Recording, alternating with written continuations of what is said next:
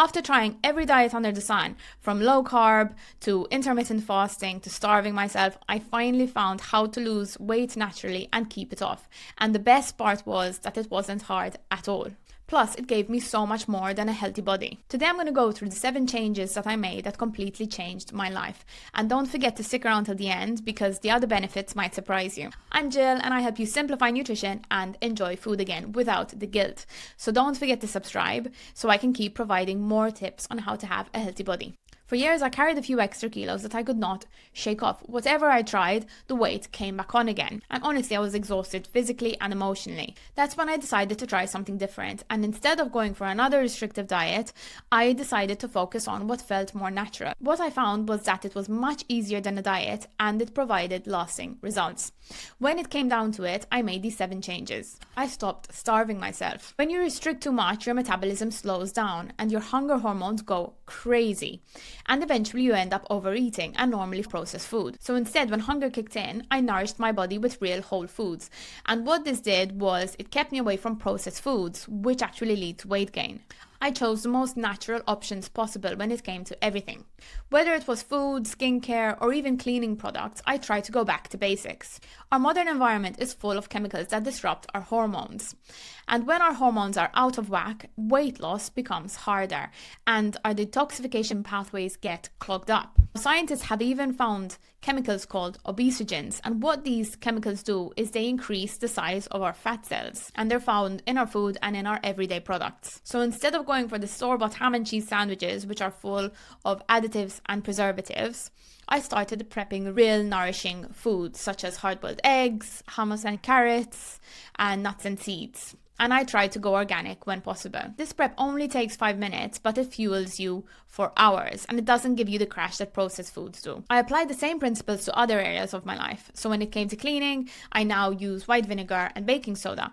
And when it comes to my skincare, I use, for instance, rosehip oil as a moisturizer. Making these small changes really reduces your chemical exposure and also supports your hormones. I tuned into my body. We're taught to eat 3 big meals and a few snacks, but in reality, everyone is different.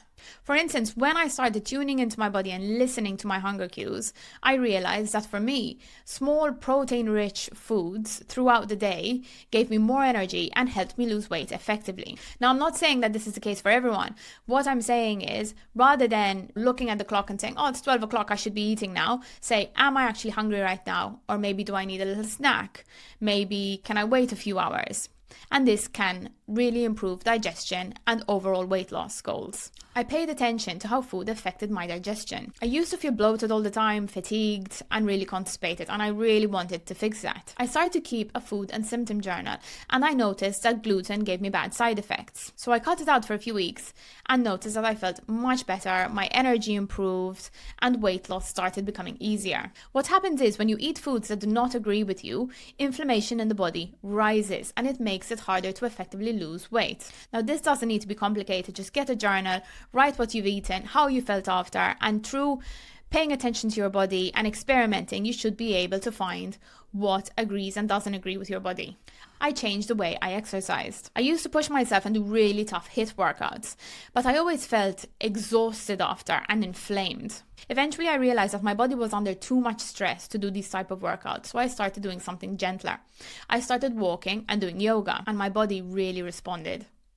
Now, I'm not saying that HIIT workouts aren't great, they're amazing. However, you need to see where you're at in life and where your nervous system is at. I reduced alcohol. I used to work in an industry where drinking after work to relieve stress was the norm. That makes it really hard to lose weight, and it also disrupts your hormones, your mood, your sleep, your energy, everything. Once I started to find healthier ways to deal with my stress, such as through breathwork, journaling, meditation, I didn't feel the need to drink as much. And cutting back made all the difference, not only to my weight, but also my overall health. I know this might be tough for some people to swallow, but even 1 to 2 glasses a night can make it harder for you to lose weight. If you want to still enjoy alcohol, try make it a goal to drink 2 to 3 glasses a week. And if you have questions on how to reduce alcohol, leave a question in the comments below and I'll send over some tips. I worked on my emotional eating. This was huge for me. I used to binge after a long day of work and tell myself, you know what, it's fine, you deserve this. But I started to change that inner dialogue and tell myself, no, you don't deserve this. You deserve better. You deserve to nourish your body and you deserve sleep and rest. And when I was reaching for the food, I tell myself, am I really hungry here? Or do I need something else? Do I need connection? Do I need sleep? Do I need to go for a walk? These small shifts might sound really simple, but they're extremely effective. Eventually, they changed my relationship with food and I stopped using food as an emotional crutch. If you want to dive deeper into this topic, I've actually linked a free emotional eating guide in the comment section below, and I'm creating a full course on how to overcome emotional eating. So don't forget to subscribe so you can get updates. I'm really excited to share it with you. So these small shifts not only helped me lose weight and keep it off, but they gave me so much more. They gave me mental clarity, they gave me more energy, they gave me a better mood, more confidence, and most importantly, I started to enjoy food again. So if you're tired of restrictive diets, try these 7 changes and let me know in the comment section which one of these changes made the biggest difference for you. And if you found this video helpful, don't forget to subscribe. Trust me, it's possible to lose the weight and keep it off without dieting.